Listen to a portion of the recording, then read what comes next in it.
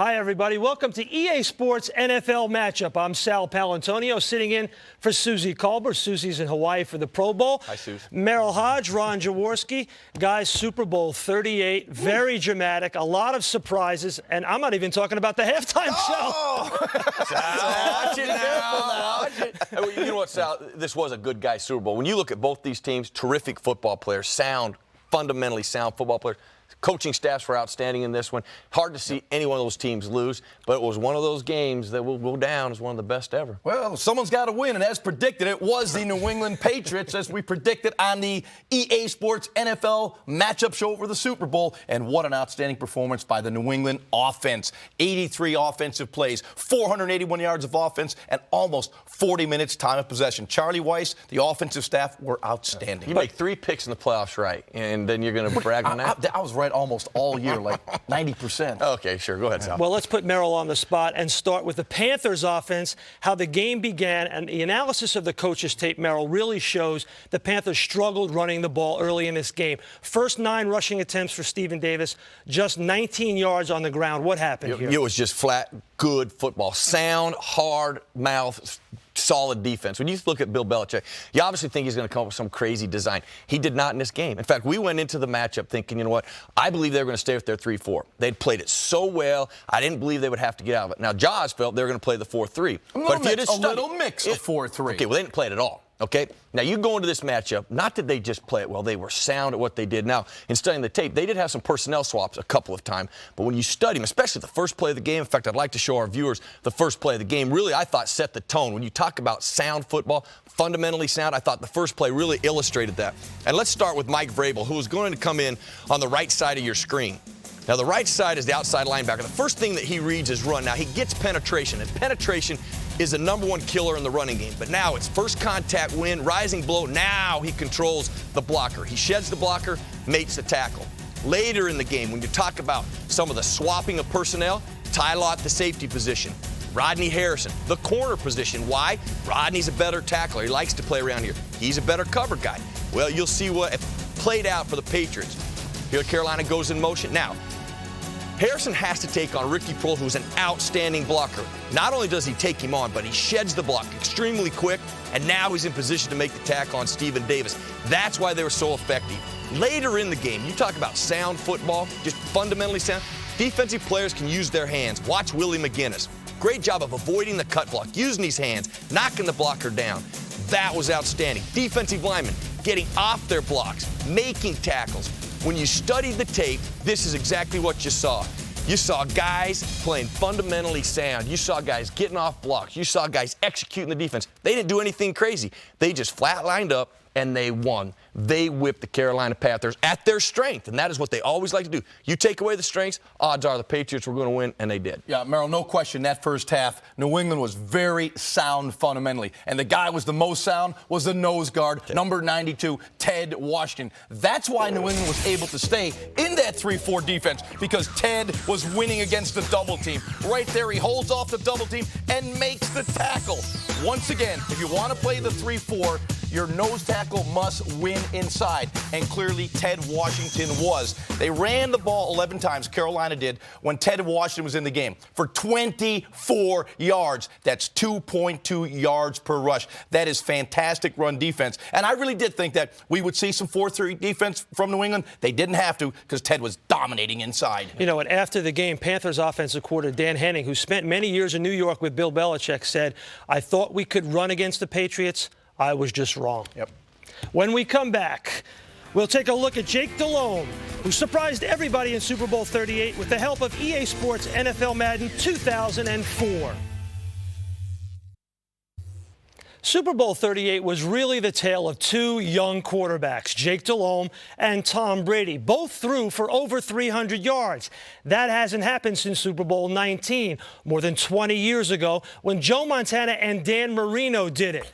With the help of EA Sports Madden NFL 2004, we look at the real surprise of Super Bowl 38, Jake Delhomme. Sal, no surprise to me. Jake Delhomme really got the Carolina Panthers going when their running game wouldn't get them going. And what I loved about Jake's game was the ability to move in the pocket and make plays mobility, allowing his receivers to uncover down the field. Yeah, you know what? They said that Jake Delhomme had to win it for the Carolina Panthers. If he had to carry this team, he couldn't do it. Well, you know, they may not have won, but he did carry this football team for 60 minutes. You know, I also like the fact that a strategic move by Dan Henning really opened up the game for Carolina. You know, Jake was struggling early in the football game. I think he was, trying to process too much information. All of a sudden, Coach Henning went to the no-huddle speed style of offense, and then Jake began to react to the defense, and then he became razor-sharp and a playmaker. You see, I ultimately think coaches are ultimately critical. They're critical at designing plays, but then the players have to execute it. And if we look at the Patriots and what they did defensively, they may not have done a lot of scheming things, but they did execute their defense perfectly. And a guy that I thought played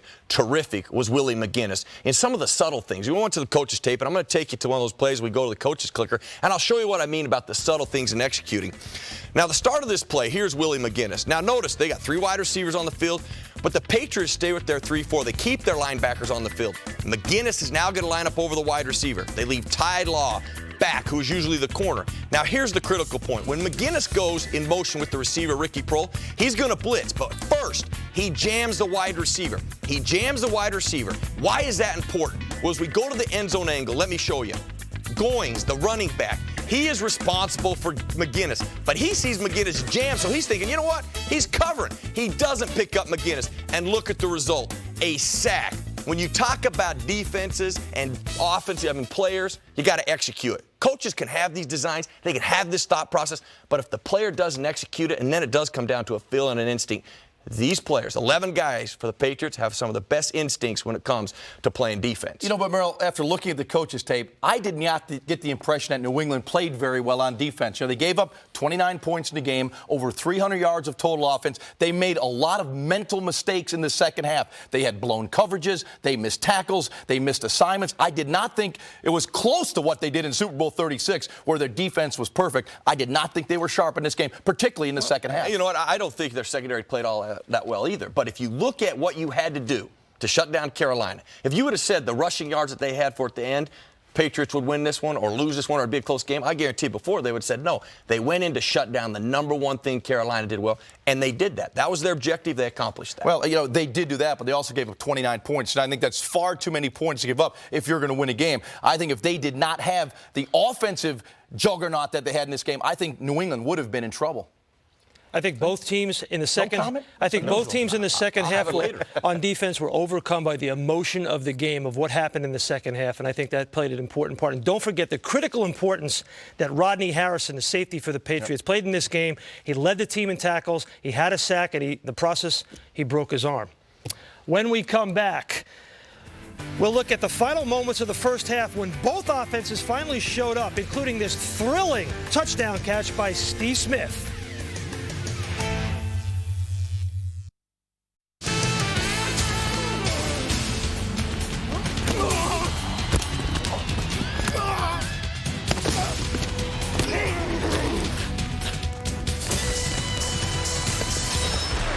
Welcome back, everybody. Super Bowl 38 was a scoreless defensive struggle for the first 27 minutes. Both teams feeling one another out, and then, Jaws, just like that, the game opened up, and the Patriots had 2 impressive scoring touchdown drives in the second quarter. Sal, you're absolutely right. It became an Arena Football League game. A lot of scoring going on. Let's hope the Soul plays like that, There is brother. no doubt about it. They will.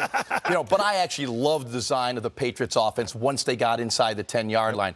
Charlie Weiss did a terrific job. And he knew this through his film study. He knew it, that the secondary of Carolina was going to peek into the backfield. They set it up beautifully with Daniel Graham going in motion. They had been running the wham play earlier in the game. The minute Graham came back, you see Deion Grant freeze. He peers back in the backfield just for that split second to allow Deion Branch to get behind him. And this is what coaching and film study does. You get the opportunity to break down a defense and expose their weaknesses. And here's what I like about the run action, is when you sell run, you show run, players have to respond to that. They have to react to that. Well, you know what? Then it's so quick down in a short area that it's too hard to recover. And I know I was sitting up in the stands and everybody's like, Carolina Panthers like, how could you be fooled by that? You got to remember, defensive players have a responsibility. You can't get ahead of yourself. You can't guess. When you show run or you see run, you have to react to that. You have to respect it. Then you have to react to the pass. There is no doubt. The New England Patriots knew exactly what they were going to get. In fact, if we'd had a mic on the sideline, when they came to the sideline, I guarantee you, they would have said, you know what, it's going to be a touchdown. They knew it was going to be a touchdown. Yeah, and Merrill, in between those two beautifully executed New England touchdowns was a beautifully executed Carolina touchdown. Jake Delhomme's 39-yard touchdown pass to Steve Smith, and it was beautifully done, and it was anticipation of the blitz. Again, good play calling by Dan Henning, because it was the first time in the entire first half where the New England Patriots came with an aggressive blitz package.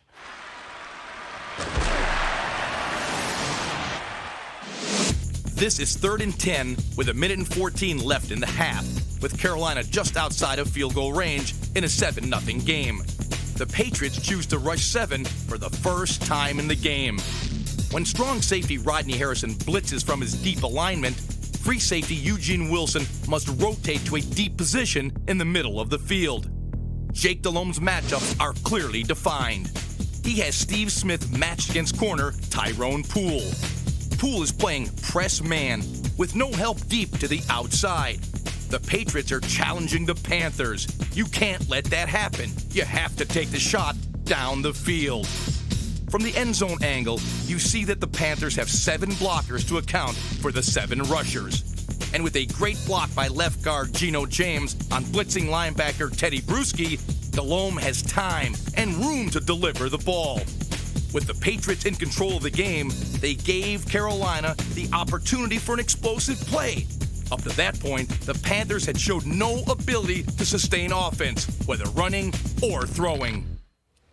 Okay, guys, it's 14-10 at halftime. We got ourselves a ball game. Yes, we do. Third quarter starts just like the first quarter, 2 punts, and then, of course, the Patriots put together that 8-play touchdown drive. And at the beginning of the game and going into the game, Ron, everybody said conventional wisdom that the Patriots would go to a lot of 5 wides, but they didn't do that in this game until this drive. Yeah, Sal, I really thought going into the game, as we project what the game plan might be for New England, that we would see that 5 wide receiver look. Yeah. I mean, not only 5 wide, 5 wide receivers, which Charlie Weiss liked to sprinkle in every now and then. And that we all thought would get some favorable matchups in the secondary. But I think Charlie was concerned about protection. So he stayed with that 3 wide, 1 back, 1 tight end set as predominant formation. But he still loves that 5 wide look. And he started off the drive for the touchdown in the third quarter with the empty backfield look.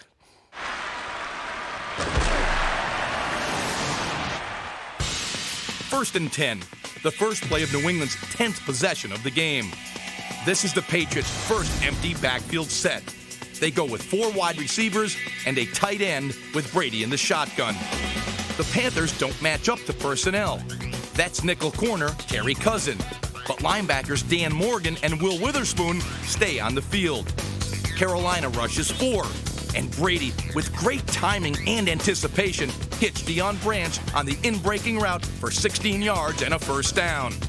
Same drive, 2nd and 12. The Patriots go 3 wide, a tight end, and 1 back. This was their predominant personnel grouping of the game. There are 2 key elements to this play. Troy Brown's movement to a trips right set dictates that linebacker Witherspoon must widen at the snap. This will give tight end Daniel Graham a clean release into his route. The second key element, the play action freezes middle linebacker Morgan, allowing Graham to streak down the seam. Graham splits Morgan and Witherspoon. Brady plants and throws, again with great timing and anticipation, and it's a 33-yard completion, the Patriots' second longest pass play of Super Bowl 38.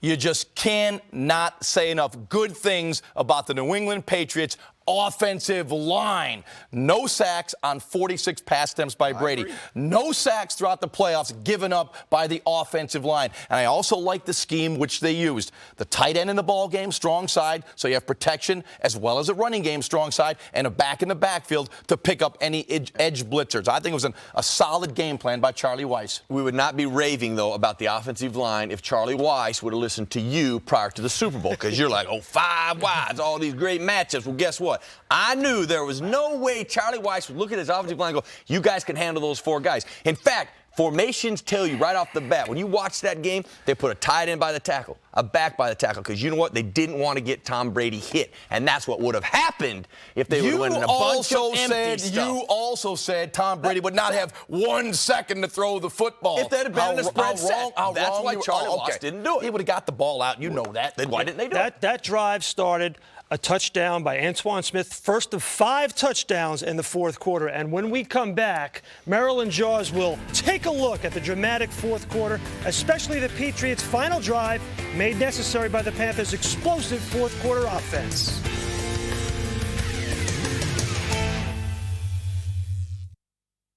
Welcome back, everybody. You know, one of the untold stories of Super Bowl 38 is the way that Charlie Weis, the Patriots offensive coordinator, designed movement for Tom Brady. Not designed running plays, but designed movement. Jaws, how did that work? Well, Sal, everyone knew that Carolina had a fantastic front 4. And if Charlie Weis would have kept dropping Tom Brady back to a set and launch point, every single play being the same, he would have had problems. So in the course of the game, he moved him around. 6 times he moved him. Designed movement.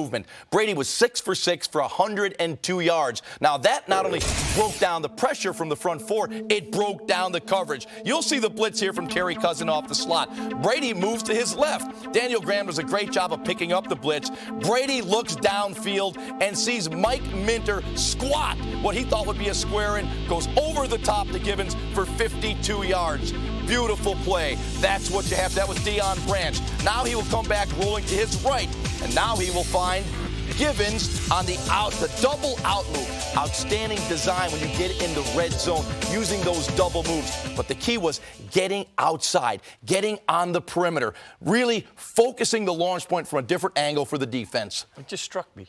Charlie Weis should have been the MVP of this game. He had a heck of a game. I mean, really. He had a heck of a game. Because I'm going to talk about Charlie Weis and the things that he did, what I saw on the coaching table. You know, you've already mentioned movement. When you talk about motion, and formation was critical in really holding Carolina at bay. You know, even in the running game, I thought his play calling, you know, a guy who likes to throw the football, I still believe you got to keep yourself in check. And Charlie Weis really has done it all year. People go, well, they don't run the football. I'll tell you what, though. When they did run it, they hurt you. Yep. And in Passing that game set up the run. And in that game, no, it didn't. Yes, in the game, though, I really believe he kept Carolina off balance. I don't believe they knew what was going on. We're going to the coaching clicker, and I'll show you what I mean by off balance. Now, here's a running play. It's the biggest running play of the game for the Patriots. But I want you to watch this. Here's the motion Jaws is talking about, some of the movement. Watch the linebacker and safety here.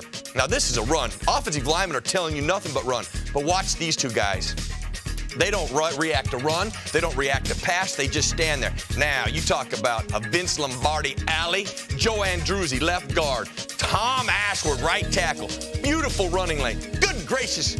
My man Jaws can get through that. When you talk about design, when you talk about execution, when you study the tape and you see these things, I mean, Charlie Weis should have been the MVP. It was a brilliant job by him as a coordinator. All right, let's set the situation now. Minute 8 seconds to go in the game. Super Bowl 38 is tied 29-29. And what happens next, Josh? I'll tell you, again, we're going to talk about Charlie Weis and his designing of the game plan. It was beautiful. Of course, John Casey gave him a little bit of a lift certainly there. Kicked the ball out of bounds. First and 10 at the 40. Easy, knock it off. But again, we go back to film study. I think Charlie Weis understood his opponent, and he forced a predictable coverage in a key situation in the game.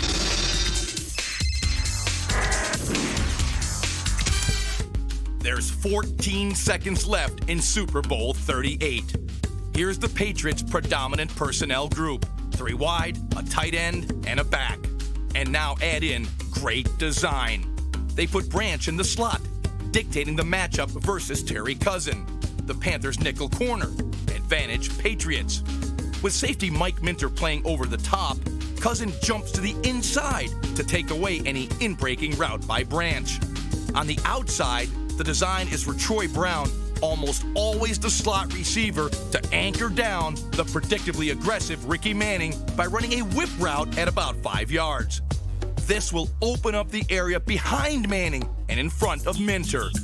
Back to Branch in the slot. With Cousin jumping inside, Dion gets a free release, which threatens Minter and keeps the safety deep. What you have is Branch running an out-breaking route against a defender playing to the inside.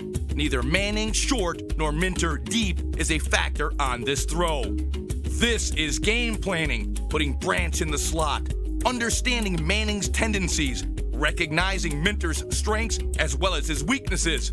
It made the difference in Super Bowl 38.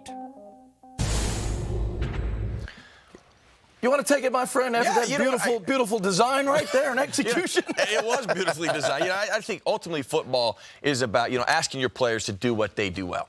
And I think when you look at the Patriots, that coaching staff, the best in football, of asking their guys to do what they do well. You never see offense or defense, guys to be asked to do something they can't do well. And when they ask to do it, you talk about doing it well and going beyond and being instinct and making plays.